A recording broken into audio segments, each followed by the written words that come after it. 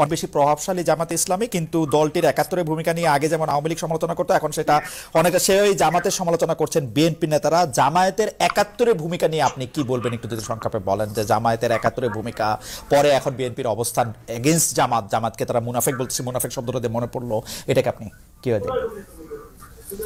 দেখুন, প্রথম কথা হচ্ছে 71 সালে আমার জন্মই হয়নি, অতএব আমি প্রত্যক্ষভাবে কিছু দেখিনি। কিন্তু আপনার জন্ম তো ধরেন 3000 বছর আগেকার খবর। আমি ওই দিন একটা আপনার স্ট্যাটাসে কথা শুনতেছিলাম যে সেই খবর তো আপনার আছে। বলছি এখন আমি সব ইতিহাস পর্যালোচনা করে দেখলাম যে মূলত 71 সালে শুধু স্বাধীনতার বিপক্ষে জামাত অবস্থান নেয়নি, মুসলিম লীগও তো অবস্থান নিয়েছিল।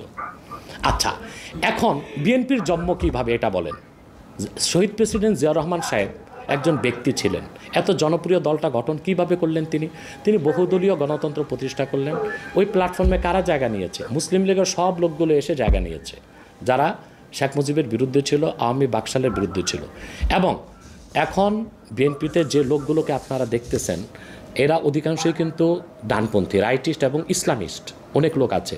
পাশাপাশি ফখরুল সহ আরও কিছু লোক আছে, তারা কিন্তু বাম ছিল। ফখরুলের কিন্তু রাজনৈতিক নেতা হচ্ছে রাশেদ খান মেনন। আমি মনে হয় রাশেদ খান মেননের, আমার ভুল না হলে, জেলে আছে। তো তারা কিন্তু তারা এইরকম বিএনপিতে প্রচুর বামের ডান এসেছে, অর্থাৎ তারা বামের ডান হয়েছে এখন বিএনপিতে এসে।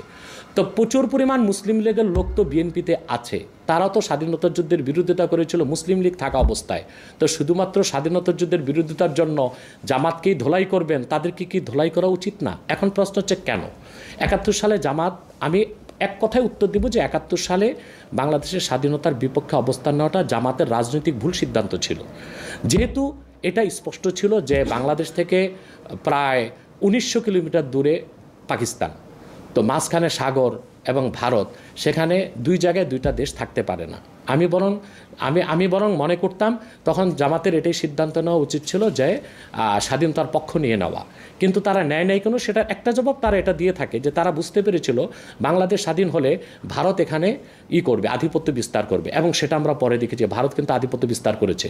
এবং শেখ মুজিবুর রহমানের মতো একজন নেতাও কিন্তু ভারতের আধিপত্য থেকে বাংলাদেশকে মুক্ত করতে পারে নাই। জিয়াউর রহমান এত কেন জনপ্রিয়তা পেয়েছে? জিয়া রহমান একটু খালেদ ভাই, একটু জিয়া রহমানের জনপ্রিয়তার মূল কি? জিয়া রহমানের জনপ্রিয়তার মূলই ছিল দুইটা।